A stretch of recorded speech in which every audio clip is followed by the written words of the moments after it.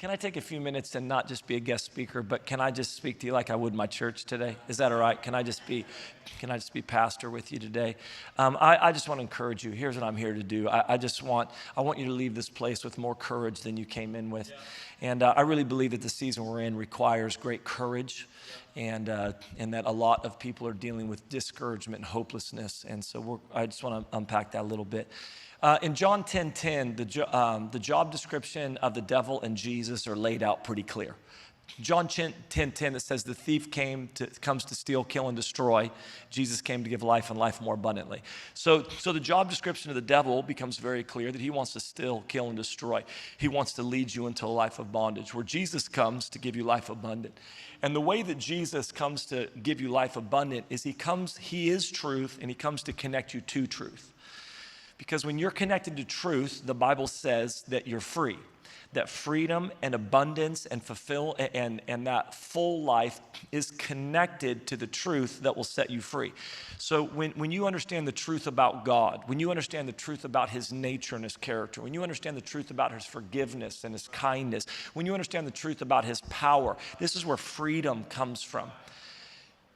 So Jesus comes to connect you to truth, and truth leads you to a place of freedom, to abundant life. The enemy comes and through lies is trying to disconnect you from truth so that you'll be led to a life of bondage. He's trying to disconnect you from the truth of who God is. He's trying to disconnect you from the truth of his forgiveness and his power and his mercy and his grace. And so the enemy lies. In fact, the Bible says that he is the father of lies, that his native tongue is lying. So Jesus comes, his job description, to connect you to truth, to lead you to an abundant life of freedom. The enemy comes to disconnect you from truth through lies to lead you to a life of bondage. Okay, are you with me on that today? And Paul writes, and this is important to understand, because Paul writes in 2 Corinthians 2:11, he says this, so that no advantage would be taken of us by Satan. Or a couple translations says, we weren't outwitted or outsmarted. And here's why. For we are not ignorant of his schemes. In other words, Paul says, listen, the enemy tried to come and take advantage of us. He tried to outwit us. He tried to outsmart us, but he didn't, because we understand how he works. We understand how he works. We understand that he's a liar, that he's trying to lie to me, and that those lies are trying to disconnect me from truth so that I will be led into a life of bondage where stealing, killing, and destroying happens. And so Paul said, he goes, I don't want you to be ignorant of this. I don't want you to be ignorant of this. I'm going to read a story to you about Elijah. And I want to read the story about Elijah because Elijah was a man of God, was powerful, was the prophet in the nation of Israel, is the one that we look back on in the Old Testament, is prophesied in the New Testament. But Elijah actually had a moment in his life where he began to believe lies.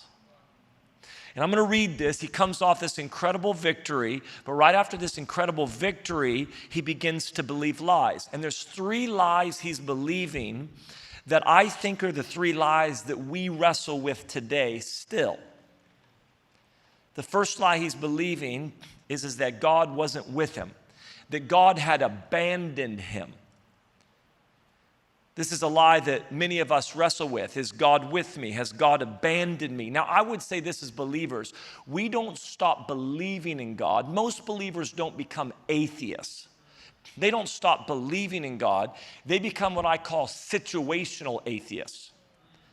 They believe God exists. They just don't believe he's with them in this situation. We sing the Sunday school song, the Lord, he's got the whole world in his hands. I believe you have the whole world in your hands. I just don't believe you have my finances in your hands.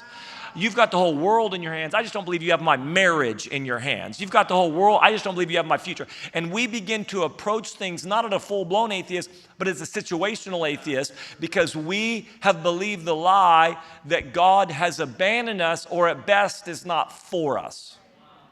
Elijah wrestled with that lie. The second one is this: the situation was hopeless. You can see Elijah in the story, which we're going to read. There's a moment where he sits down, Hopeless people sit down. Hopeless people sit down because they believe there is no future. They believe there is no hope. And if there is no future, if there is no hope, why continue to move forward? Hope-filled people move forward. Hopeless people sit down because there's no future attached to hope. So they believed the lie. So Elijah believed the lie that not only was God not for him or with him, but that the situation was hopeless. A lie that we still believe today and wrestle with, a lie that still the enemy is trying to get in. And the third one is this: he believed the lie that he was all alone, that there was nobody for him, that there was nobody around him, that there was nobody. He was all alone. I'm going to read this story to you real quick, and then we're just going to unpack what to do about this. I'm going to only read a portion of it. So 1 Kings chapter 19, we're going to read all the way to verse 1. And Ahab told Jezebel, so this is Elijah. He just comes off this great victory on Mount Carmel. 450 prophets of Baal are killed. The nation's turning back to God. You know the story. Do we know the story? Heaven responds with fire to his sacrifice. 1 Kings chapter 19. And Ahab told Jezebel all that Elijah had done, also how he had executed all the prophets with the sword. Then Jezebel sent a messenger to Elijah saying, so let the gods do to me and more also, if I do not make your life as the life of one of them by tomorrow at this time. And when he saw that, he arose and ran for his life and went to Beersheba, which belongs to Judah, and left his servant there. But he himself went a day's journey into the wilderness and came and sat down under the broom tree. And he prayed that he might not die. And said, is it enough? It is enough. Now, Lord, take my life, for I am no better than my father's. Then as he lay and slept under a broom tree, suddenly the angel touched him and said to him, arise and eat.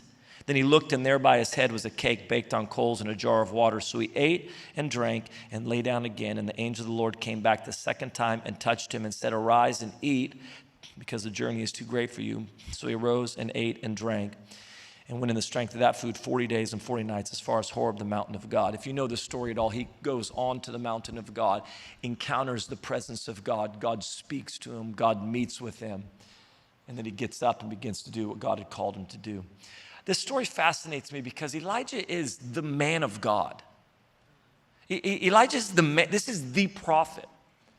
This is the one that stood on Mount Carmel and in faith believed that God would show up when he prayed.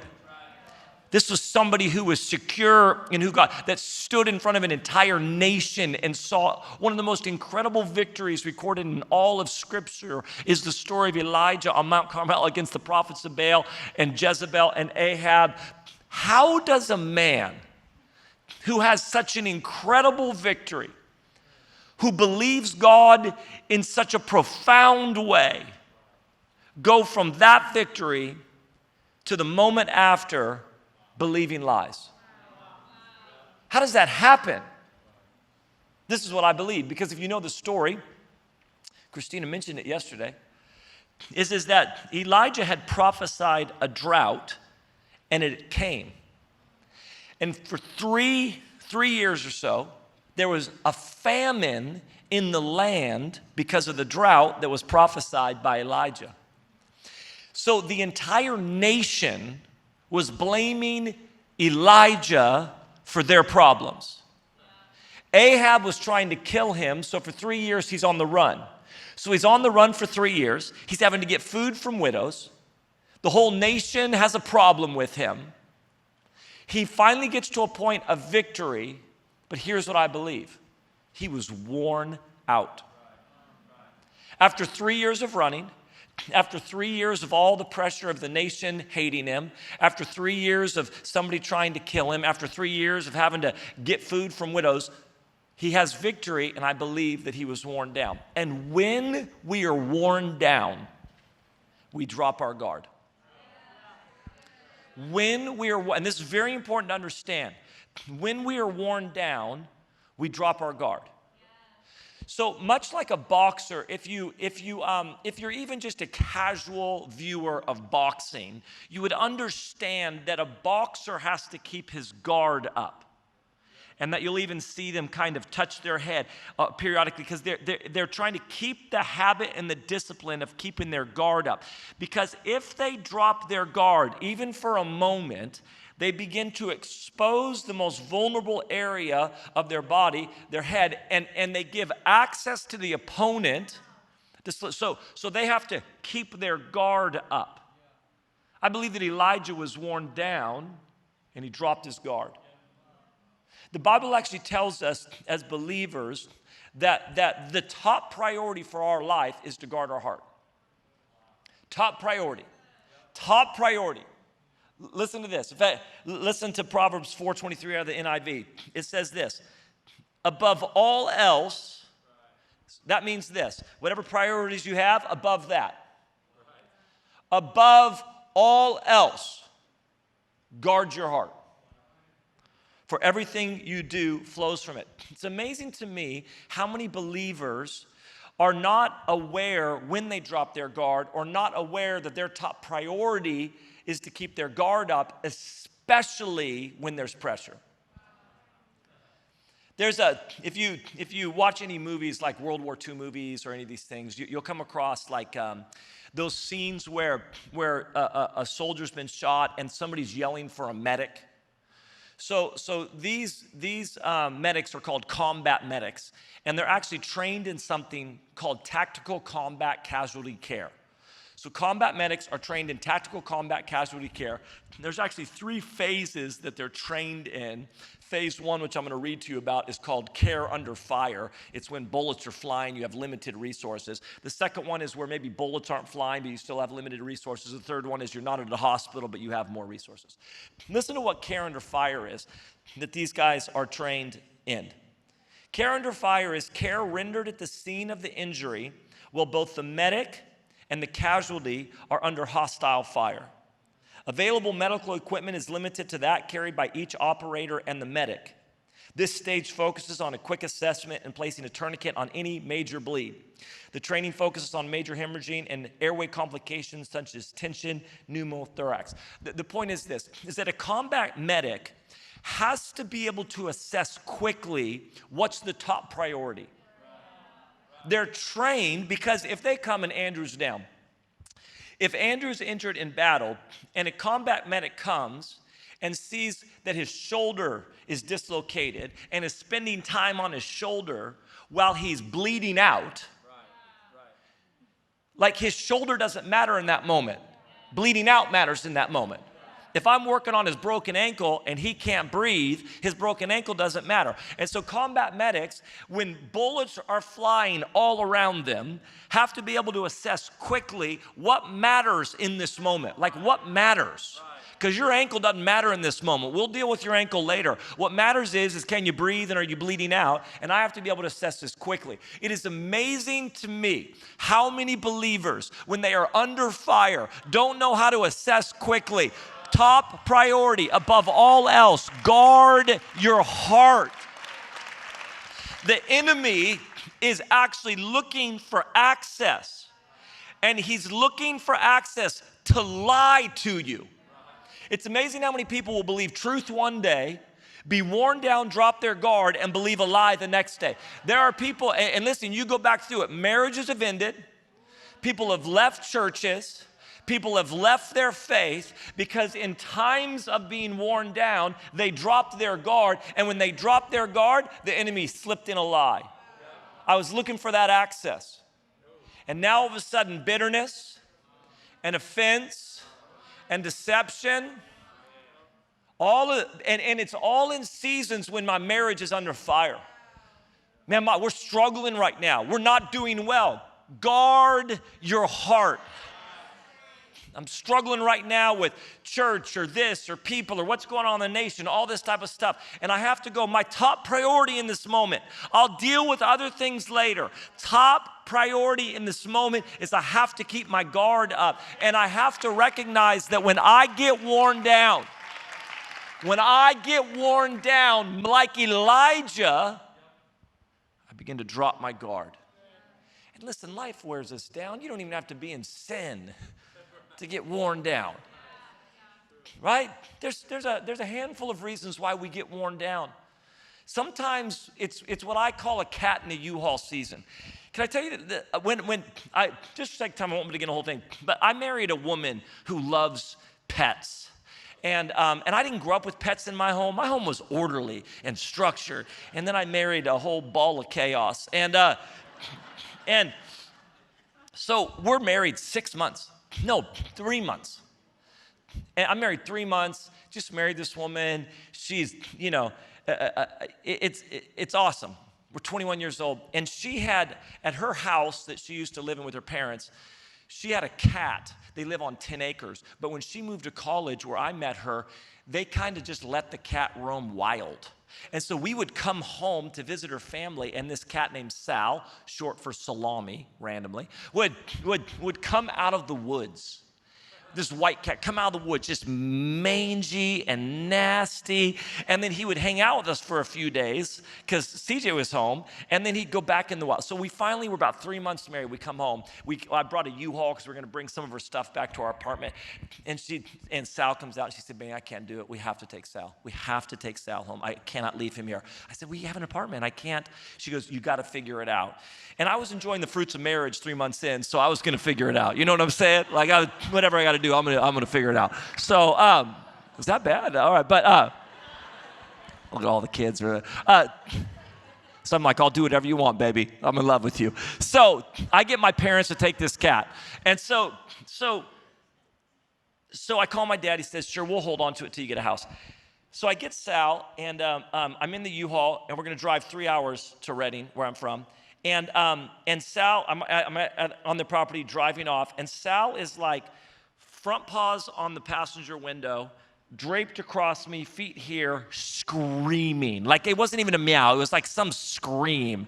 And I'm like, all right, I can do 3 hours of this. This is insane, but I love my wife. And we're driving down I'm 30 seconds away. Cat's draped over me. And I just feel this gush of warmth all over my lap.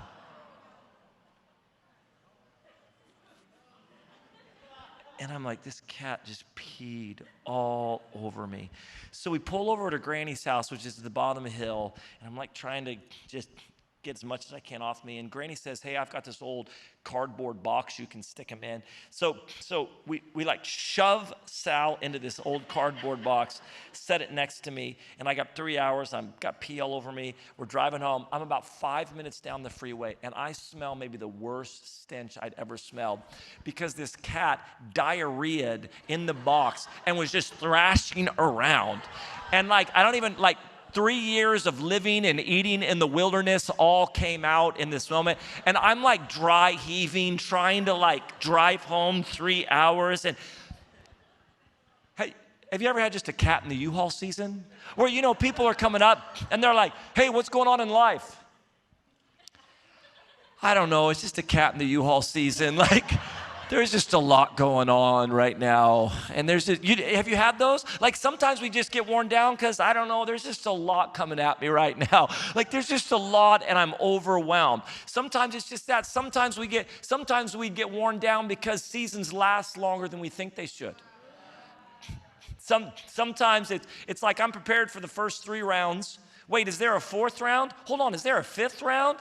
Is there a 6th round? I was almost positive this season was supposed to be over at round 3. And there's many boxers who lose because they do great in the first 3 rounds, but they begin to drop their guard in the later rounds. Sometimes it's just that. Sometimes we drop our guard because the enemy keeps hitting us in the same spot over and over and over again. Have you ever had this happen? You get an unexpected bill in the mail and you're like, "God's my provider, Jehovah Jireh. He's going to provide for me." And the next day you take your kid to the emergency room. God's got 1,000 cattle on every hill. And then the next day your daughter pops 2 tires in her car, and then you realize because they're all dry, you have to replace all 4 tires. And you're like, "Shandaramov." Yeah. And you're like really, really working it, but you just keep getting hit in the same place until finally you drop your guard. What has to happen is, I'm just telling you, Paul says it's really important that you understand how the enemy works. He's trying to lie to you. And you know what he's trying to do? He's trying to find access. Because if he can get a lie in, and you got to understand this, when you're worn down, you drop your guard. So how do we keep our guard up? Here's 3 quick things I'm going to end with. How do you keep your guard up? How do you actually understand that in seasons where I'm overwhelmed, in seasons where I'm exhausted, in seasons where I'm tired, in seasons where I'm just wore out, that I have to recognize in that moment, this is a dangerous season, because in this season, I'll want to drop my guard. And when I drop my guard, that's when lies that I didn't believe the day before begin to get a foothold in my life. 3 things real quick. First one is this. Don't underestimate the power of a meal and a nap. Man, I love this about God, right? Elijah is worn down. And he's about to encounter the presence of God. Like he's about to get in the presence of God and God's going to speak to him. But you know what he said first? He said, how about you take a nap and how about you eat a meal? It's amazing to me how many of us discount the connection between our physical life, spiritual life, and emotional life. And I would say this, one of the most spiritual things you can do sometimes is take a nap and eat a meal. It's one of the most spiritual things you can do is actually just to understand I'm physically worn down, and that is connected to God said, listen, why don't you just take a nap? You're worn down right now. Get a meal. Take a nap. The problem is, and listen, we're in the middle, right now our church is in the middle of 40 days of prayer and fasting. Right now, we're in the middle of 40 days of prayer and fasting. So I'm a diehard believer of this, but it's amazing to me how many people, especially in charismatic circles, are like, you're worn down, you know what you should do? Stop eating and get up early, get less sleep and pray and stop eating. And discounting the fact that sometimes, and I don't know what your meal and a nap is. I don't know what that is for you. It's a vacation. You know what it was for my wife when we had really little kids, we had babies. I'd come home from a hard day of youth pastoring. Like I had to take a couple kids out to coffee. We had to play, like it's hard. And I'd come home in my 20s and she'd meet me at the door like frazzled, hair out of place, and just would hand me a baby. I'm like, woman, I've been working all day. She looked at me and said, did you go to the bathroom by yourself today? I said, a few times. Yeah, I didn't. You know what she would do? She'd go to Target, and she wouldn't buy anything at Target except for a hot pretzel at their food court. And you would find my wife walking around Target eating a pretzel. People from church would run into her walking around Target eating a pretzel. I don't know what your meal and a nap is, but don't downplay it. Don't act like it's not spiritual. Go get a meal and a nap. Many times, I'll tell you this right now, when I feel worn down, I make sure I'm getting good sleep. Honest. Sometimes when I'm wore out, I will go to bed early. I'm going to make sure that I'm getting because I just recognize this is attached. Okay, let me get through this. Ready? Second thing is this. Always keep one foot in water. That phrase comes from, I met the son of a Navy SEAL from the Vietnam era. And he said, my dad and the Navy SEALs have a phrase called always keep one foot in water. Because Navy SEALs, what separates them is their ability to thrive in water when their enemy can't. It's actually what separates them from other special operation forces. Let's look at this phrase. Look at this statement from a guy named David Bower who writes in America's Special Forces. He says this, the acronym SEAL identifies the environments in which they operate, sea, air, land. SEALs are, first and foremost, warriors who come from the sea and return to its silent darkness when their work is done. This distinction alone sets them apart from all other special operation forces. Listen to this phrase, the one of nature's harshest environments, the water is a safe haven for SEALs. It's where they are most comfortable and confident. So Elijah has a meal and a nap, but then God brings him into his presence. He's got to come into the presence. This is the amazing thing. A SEAL, it may be a level playing field when he's on land with the enemy, but if he gets in trouble, SEALs retreat to water. They always have metaphorically 1 foot in water because they always know where water is, because when in trouble, they retreat to it, because water is actually an extremely harsh environment for everybody but SEALs. They're comfortable, they're confident, they thrive in water.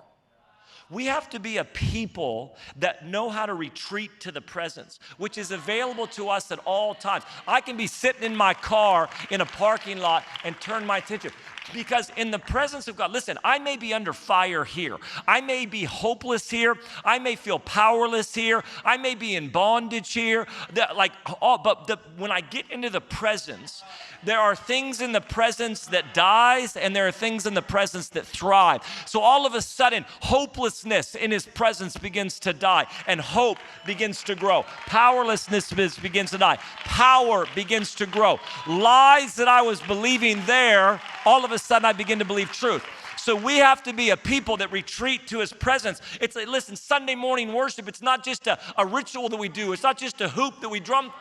We come in together corporately, and we come into his presence. And as we come into his presence, things that maybe were thriving outside all of a sudden begin to die, and truth begins to come. And like, this is what happens. We have to be a people that retreat to his presence, that consistently, wherever we are, that you're sitting in your cubicle and you just turn your heart to the Lord and say, God, I've got to come into your presence.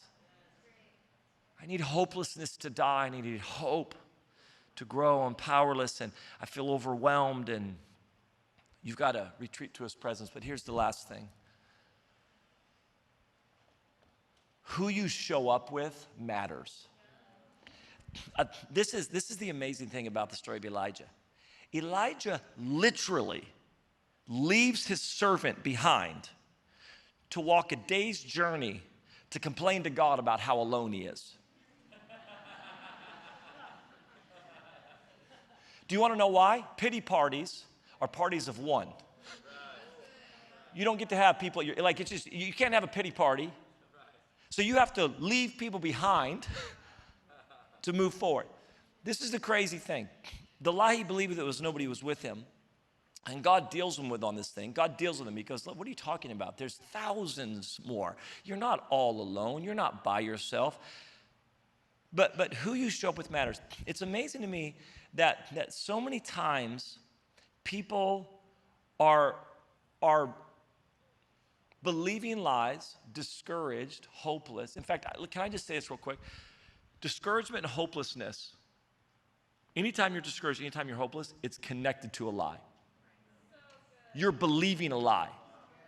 Most of the time, the lie is that God's not with you or he's not for you. So anytime I'm discouraged or anytime I'm hopeless, I have to stop and go, there's a lie I'm believing. What's the lie I'm believing? But here's what happens. One second, man. I'm so appreciate you, but I'm going to tell a funny story. I do appreciate you, though. It's going to be a mood.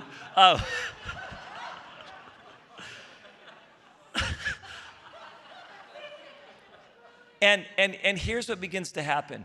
I would say this, that isolated people are the biggest targets of discouragement and hopelessness because they're the ones that believe the most lies, because they don't show up with anybody. I had so I spoke for years at a really large youth conference in Colorado Springs. And so I was out there. I don't know if you know Corey Asbury, who wrote Reckless Love. Corey Asbury was the worship leader at their time. And so I'm going out to speak at it, and he gets a hold of me. He says, Banning, listen, what do you think about playing we're putting together a game, preachers against worship leaders. After your session, you want in? I said, absolutely, I want in. Competition's the top strength, and my strength finders, let's do this. So I get there, and then Corey's a talker, great worship leader, anointed, great songwriter, and just cocky. And so he's just talking the entire time before the event. I'm passing in the hallway before I preach, and he's got his little yammering going on. So I preach that night. We get it. It's at Colorado Springs. This is a mile in the air, right? And we get there that night after I preach. I can't breathe. But beyond that, we get crushed. Like worship leaders crushed us. I come home from the trip. My wife goes, how was the conference? I said, it sucked.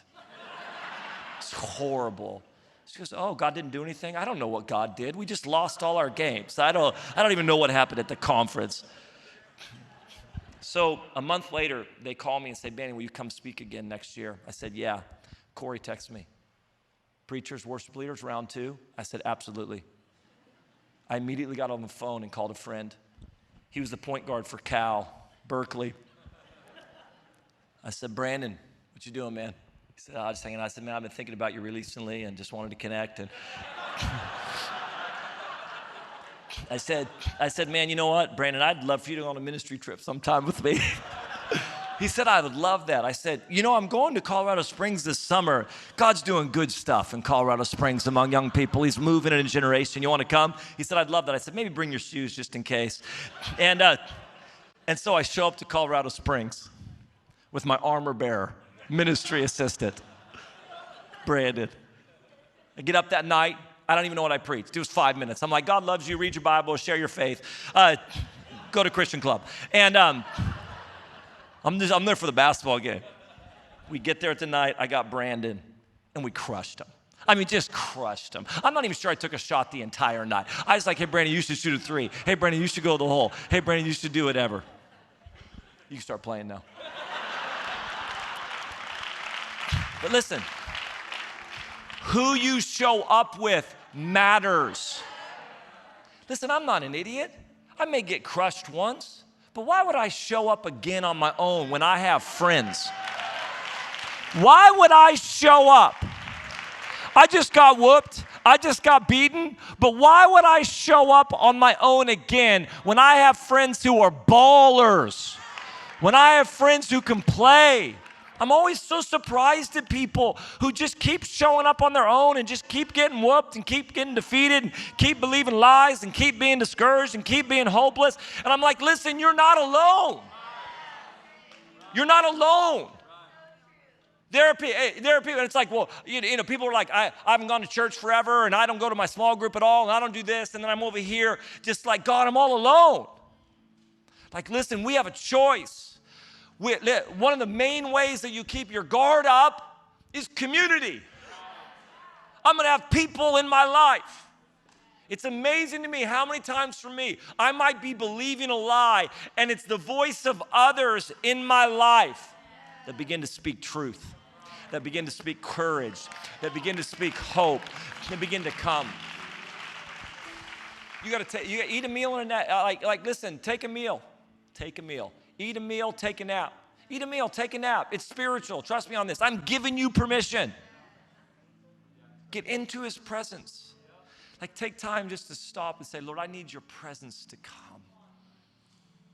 And then make sure you stay connected to community. Who you show up with matters.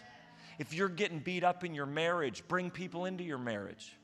Don't show up to your marriage on your own. I don't show up to my marriage on my own. I don't show up to my finances on my own. I don't show up to my parenting on my own. I don't show up to my marriage on my own. I don't show up to my church on my own. Why would I show up on my own when I've got friends? Why don't you stand up with me?